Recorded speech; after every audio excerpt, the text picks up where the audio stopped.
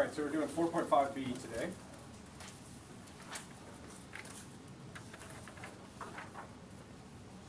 Which is kind of strange because we did 4.5a, I think it was in December. So here we go.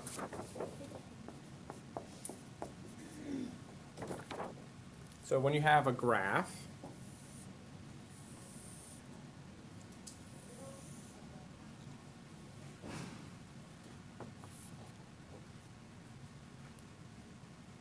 what we often do is we pick an x value. So we could call it a. And then we want to find the slope of the curve at that point, right? So that's what we've been doing all year. That's called the derivative. And then often, in order to visualize the derivative, what we do is we put in a tangent line here.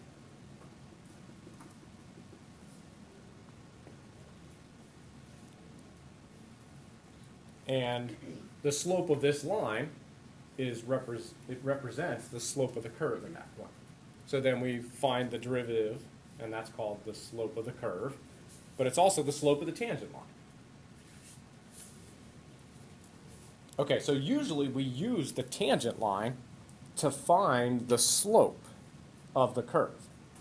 But in 4.5, we also said, hey, isn't the height of the line here pretty close to the height of the curve? And it is. It's not exactly right, but the height of the line is pretty close to the height of the curve. So sometimes we use the tangent line to estimate the y values on the curve.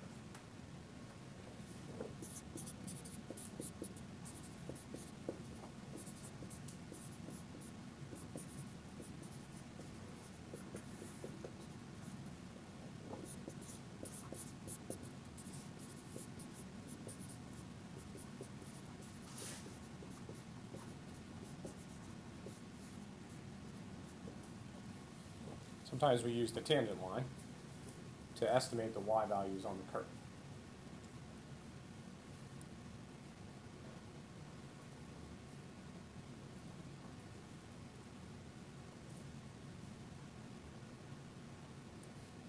A lot of times we use the tangent line to give us the slope of the curve.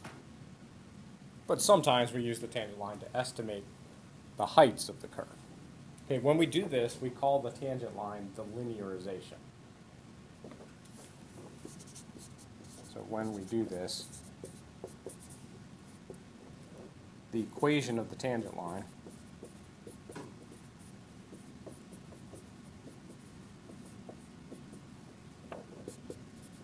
is called the linearization of the curve.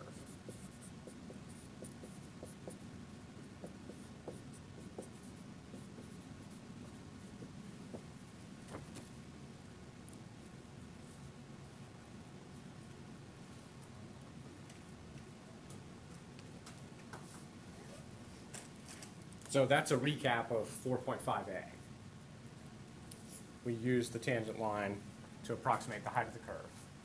Okay, so the only thing new in 4.5b is a bunch of terminology that goes with this.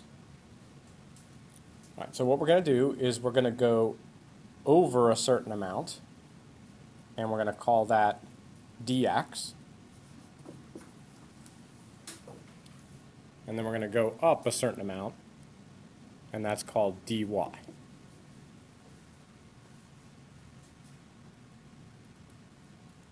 So dx is how far you go over on the tangent line, and dy is how far you go up on the tangent line. So how far over the tangent line goes, and dy is how far up the tangent line goes.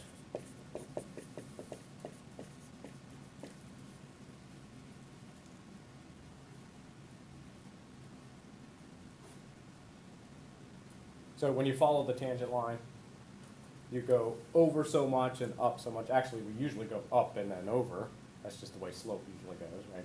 So dy is how much you went up, and dx is how much you went over on the tangent line.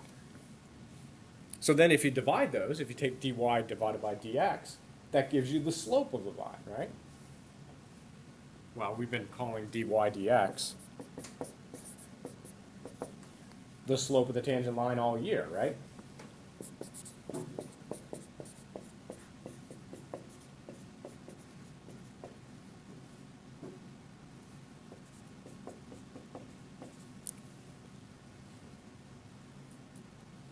So dy is how much the tangent line goes up, dx is how much the tangent line goes over, and then if you take dy divided by dx, it gives you the steepness or the slope of the tangent line. And then that's also the steepness of the curve at that point. Okay, now there's this other point here, though, that is on the curve instead of on the tangent line. So we're going to go over and up for the curve as well. So the amount that the curve goes up is called change in y. The triangle symbol means change in. And then the amount that the curve goes over is called change of x. And usually dx and change of x are the same. So you go over a certain amount, and then you see, okay, the tangent line went up that much, the curve went up that much. So change in x is how much the curve goes over. And change in y is how much the curve goes up.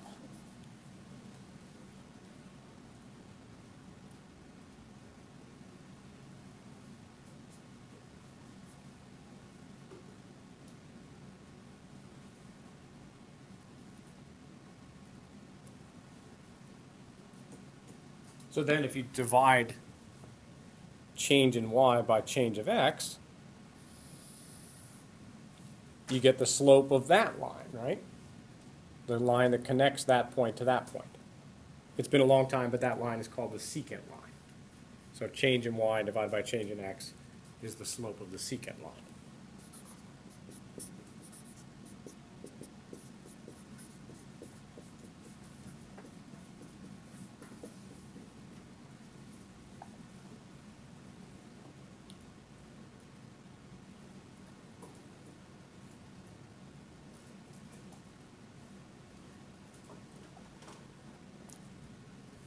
Okay, and then the last dy, I already told you what it was. It's how far the tangent line goes up.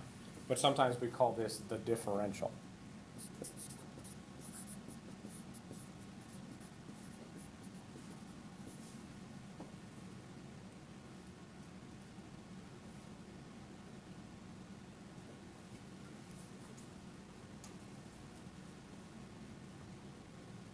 And the differential, when we refer to this as the differential, it's a formula.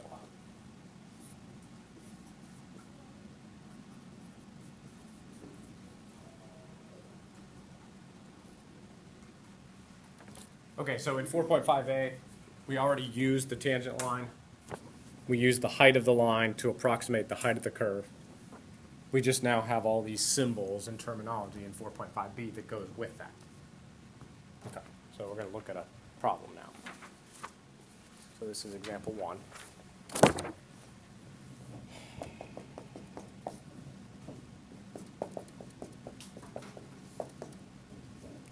So now we're going to evaluate dy when x equals 4 and dx equals 0.02.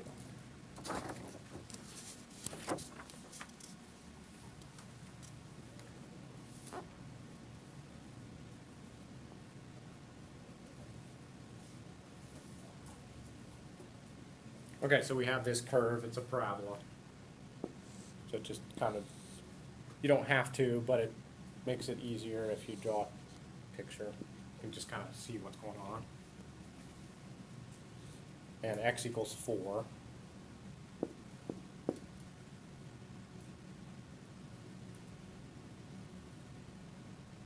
I don't know if this is accurate. It doesn't matter.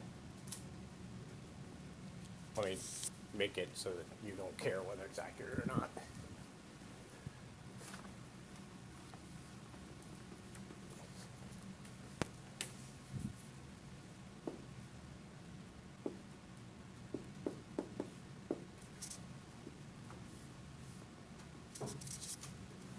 Okay, so there's 4.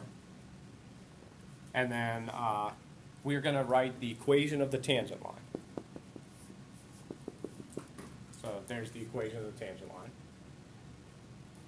Or there is the tangent line. We're going to find the equation of the tangent line. To write the equation of the tangent line, you need the slope of the tangent line, right? So the slope is 2x plus 3. So we're just going to plug 4 into that to figure out the slope of this line. So that's 2 times 4 plus 3.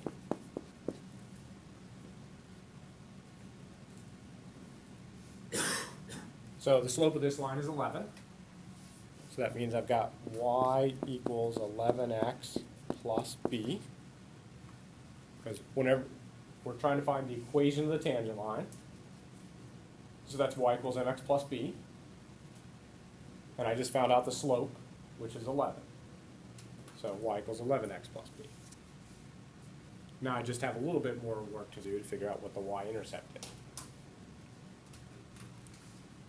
So I'm going to plug 4 into here to figure out what this point is. So that's 16 plus 12, which is 28. So that point is 4 comma 28. So now I can plug this 4 in over here for x. And I know it's supposed to spit out 28.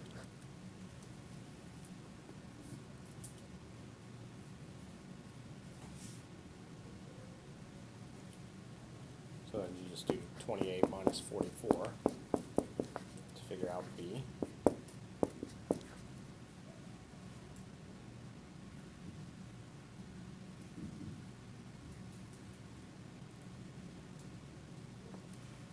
Okay, so now I know that the equation of my line is 11x minus 16.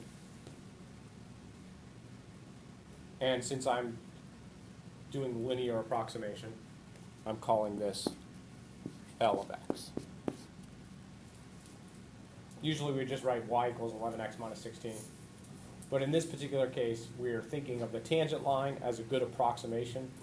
So it's called the linearization. So that's why we're calling it L of x. It's nothing else but the tangent line. Okay, now I'm trying to find dy, right? So what's happening here is I'm starting at 4, and I'm going over 0.02. So that takes me to 4.02.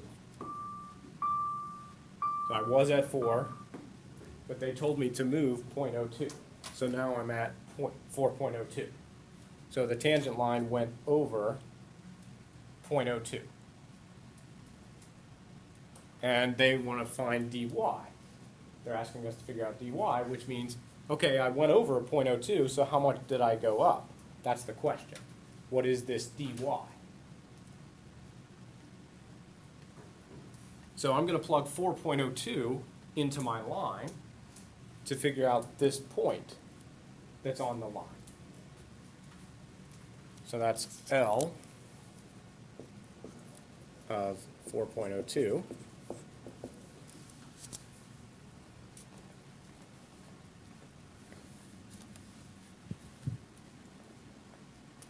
that's 11 times 4.02 minus 16. So that comes out to 28.22.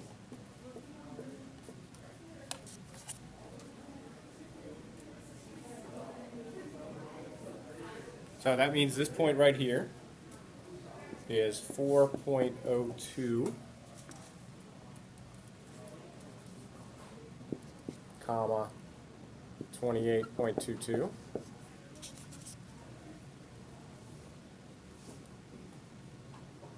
And this is a height of 28, right?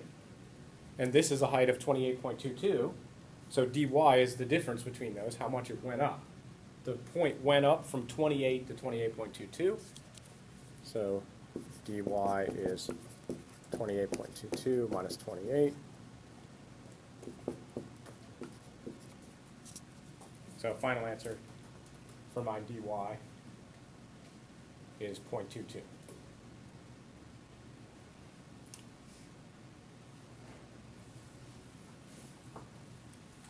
Okay, so then part B is find the differential.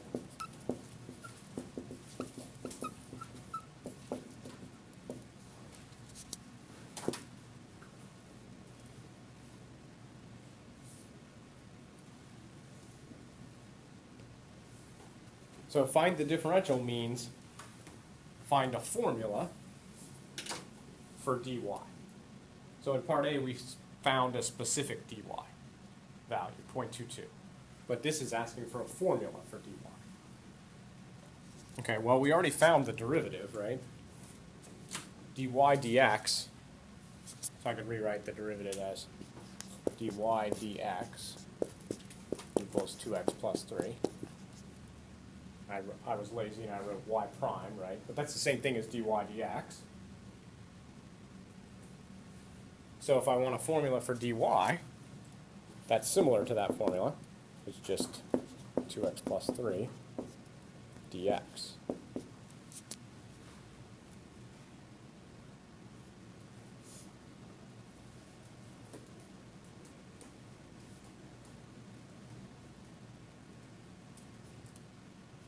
Okay, so now for part C. So that's a formula for dy, so that's called the differential. Now for part C, I'm going to redo part A.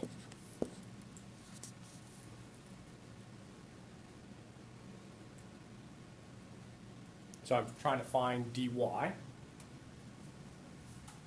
But now I have a formula for dy, so it might be easier to find dy this way. So according to my formula, dy is 2 times my x, which is 4, plus 3, multiplied by dx, which is 0.02.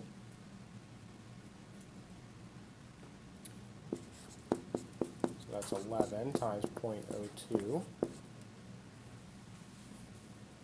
And if you take 11 times 0.02, you get 0.22.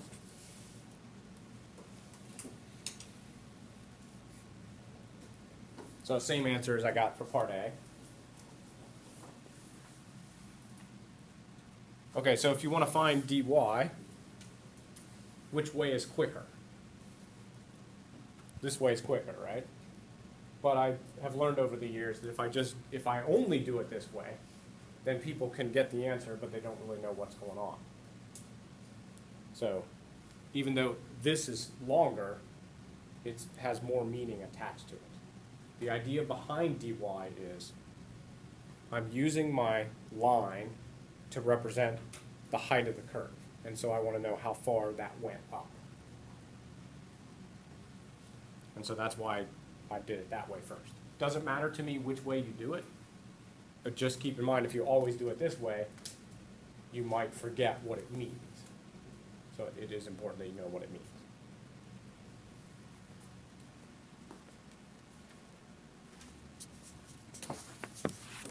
Okay, and then for part D, the question says, if a linear approximation is used to approximate f of 4.02, what is the error?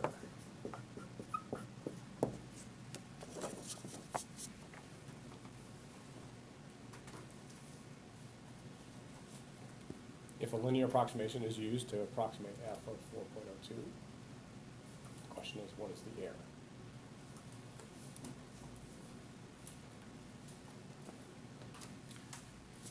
Okay, so back to this picture. This picture is the key to the whole thing here.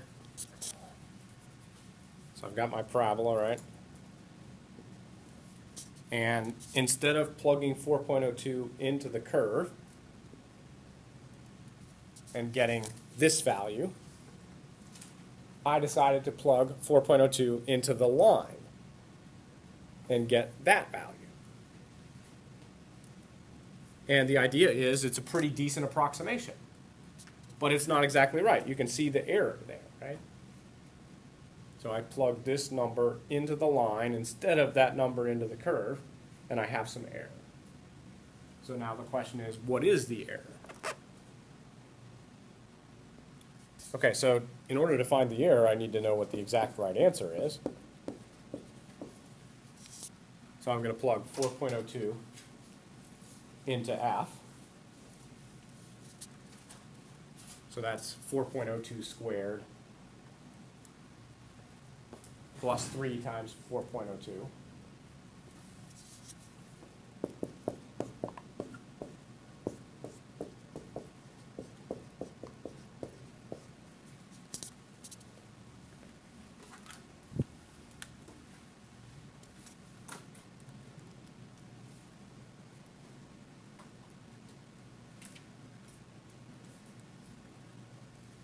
That comes out to 28.2204.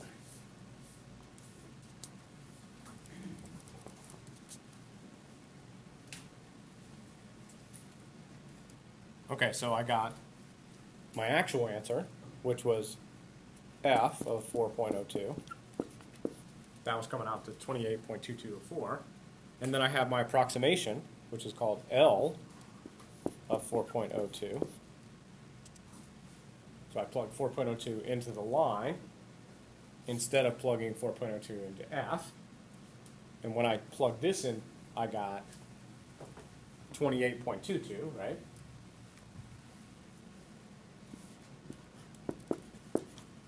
So the actual answer was 28.2204. The approximation was 28.22, so the error is just those numbers subtracted. Now you do have to be a little bit careful, because maybe this number is smaller than this one. So technically error is the absolute value of those two numbers subtracted. So in this case the error is 0.0004. So the linear approximation was pretty good, right?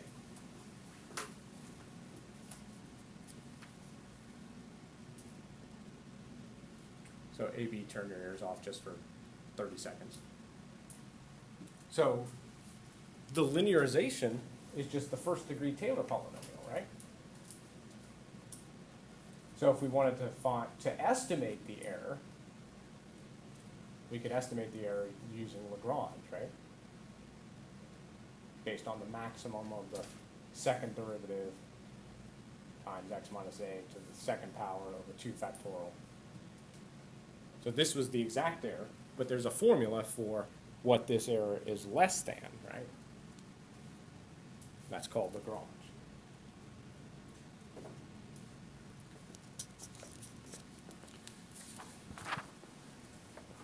Okay, turn your ears back on. Maybe you never had them on. So if you didn't turn them on in the first place.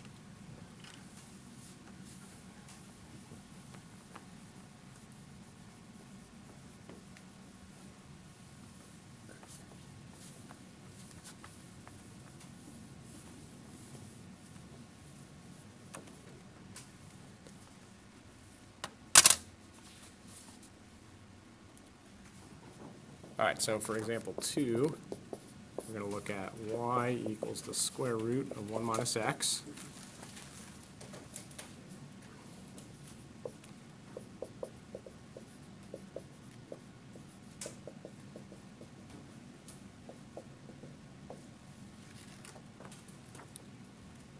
And for part A, we're just going to find the differential.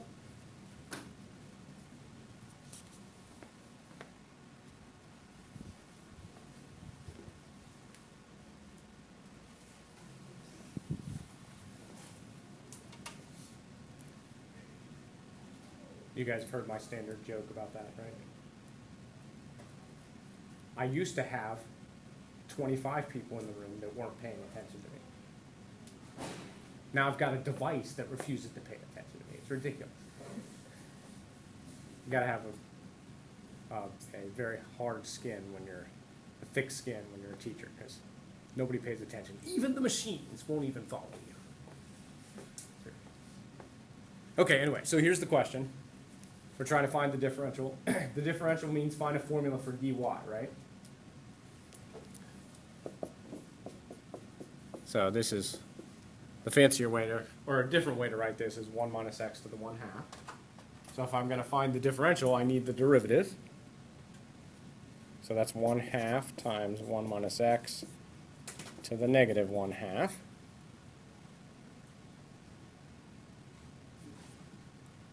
And then I'm forgetting something. What am I forgetting?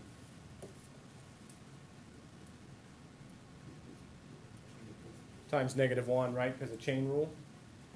Okay. So there's dy dx. So dy is just this dx.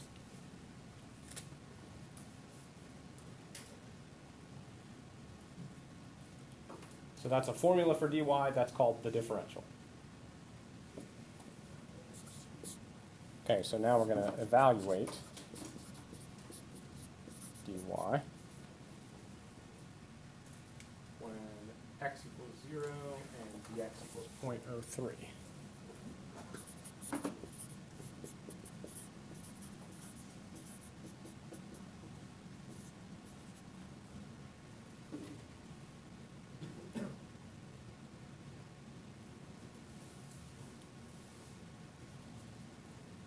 So you just plug 0 into this and 0.03 into this formula. So dy equals 1/2 times 1 minus 0 to the negative 1/2 times negative 1 times 0.03.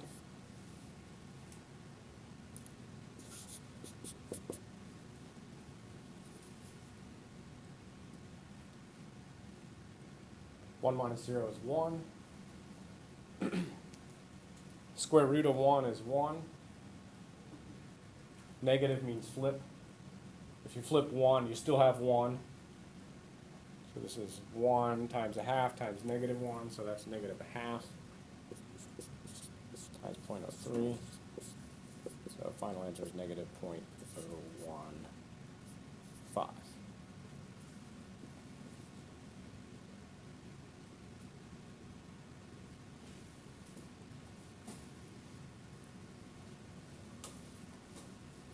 So when dy is negative, that just means if you go over 0.03, the tangent line goes down 0.015. So the slope is negative here. So when you go over, it's going down.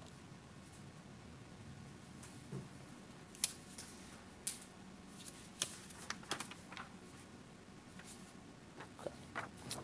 Here's example 3.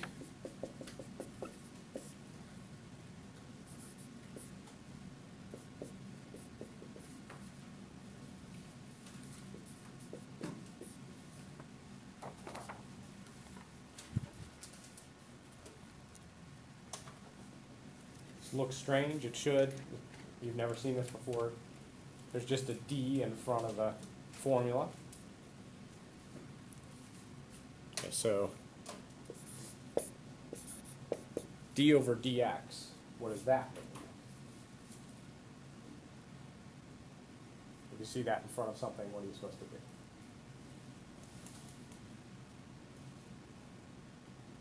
You know this. take the derivative, right? Okay, so this means take the derivative. Right, so just a D means find the differential.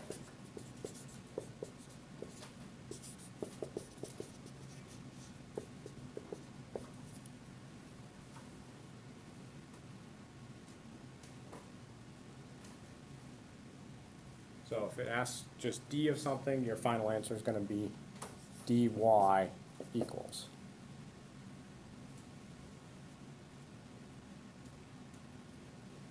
Because dy is the differential.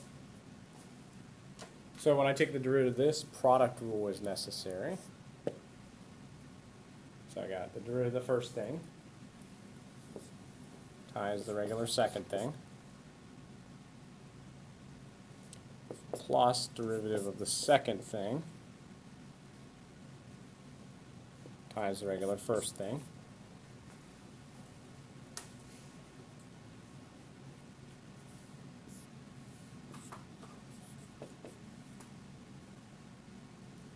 so then it's going to be ln of x plus 1 dx.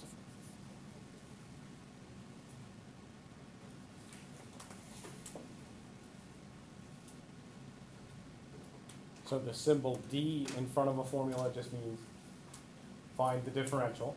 So that means find the formula for dy. So there's dy. And then you could use that formula to figure out a particular dy. You could evaluate it. Okay, so all of 4.5, now we've covered it all, 1/2 in December, 1/2 today.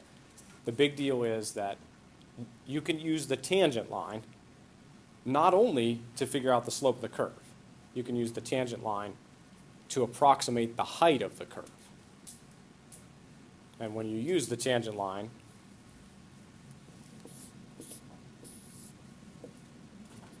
when you use this height to approximate this height, it's called a linearization. You're treating the curve as if it was a line. We know it's not a line, but we're treating it as if it was a line, so that's called a linearization. And it's off by a little bit, right? This height is a little too small compared to that height. But it's not too bad, so it's a decent approximation.